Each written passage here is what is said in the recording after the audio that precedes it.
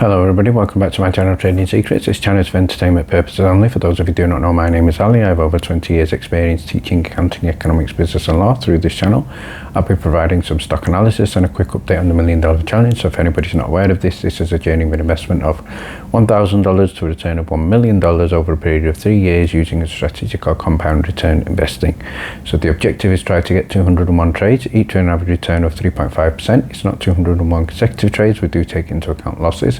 So for further details about how to join us for less than $9 a month, information is available in the description below. In today's video we're going to be following up from yesterday's video where we looked at some sell limit orders for MMTLP for $20,000 plus, and we're going to look at some clarifications and explanations as to whether or not they were real and did they potentially go through. We're also going to be looking at some smoking gun evidence of collusion against FINRA, and also looking at tick symbol ARM, who have just posted excellent earnings, so stay tuned for that. So before we get started, let's have a look at what's happening in the market. So first headline here that we're going to look at is from the Wall Street Journal, and we can see here this, in terms of stock market news, that the S&P 500 closed shy of a milestone. So the stocks that overall did jump, there was good earnings for Disney, and that was positive. But if we look at the overall market here, we can see Alibaba revenues also went up 5%. I don't think the stock price reflected that positively. It was good news in terms of Apple reporting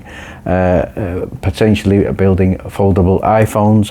Asia stocks have done much better now after the inflation report from China. And finally, shout out here to Quiver Quantitative, who again posted information with regard to Kathy Manning and what she has done. She's made multiple purchases of tick symbol LMT, also known as Lockheed Martin, so keep an eye on that out for that one.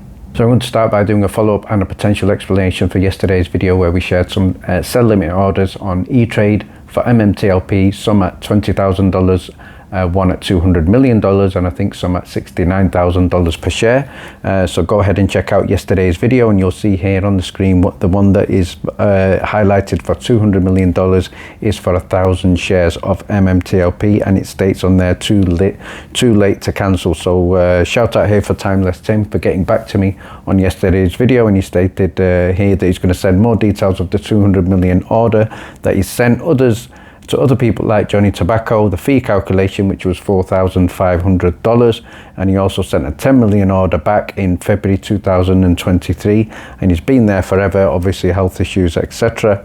But he's also followed on by saying in terms of sharing the image here, and you can you see here he states on a 10 million X sent February 20, also attached to the 200 million fee detail, as well as that other X's details. E-Trade was going to make a ton of dollars from fees. So that's obviously highlighting that it was in the self-interest for E-Trade. So if we blow up the image here, you can see here we have an order number 729, and it says on the 200 million order, see the attached thread, the 10 million X sent February 23, 200 million in terms of the fee. He's also sent other X details, so obviously something is clearly happening. So let's have a look at an explanation. So shout out here to Jay Kroc, who's tried to look at this in collaboration with Rare Deals. So what they stated here, they want to say, first of all, there is clear evidence that FINRA lied. We're going to have a look at that shortly as well. But in terms of the orders here, basically we are looking at following on, it states here, from when a trading platform marks an order with the status too late to cancel, it typically means the order has been fulfilled, fully processed, and is in the final stages of execution or has already been executed. So here are the details on the responsibilities of the process. So we have 1, order placement; 2, order execution; 3, confirmation; and number 4 at the bottom we have settlement, and then the key one that we're going to look at here, number 5, which states too late to cancel. So that's what was shared on the screenshot from E-Trade. So that's the one we're going to focus on. It states here, generally means that the order has been executed or reached a point in the processing where it is no longer possible to interrupt the transaction. So potentially this is indicating that these may have gone through. So obviously if they have gone through, somebody is certainly keeping quiet.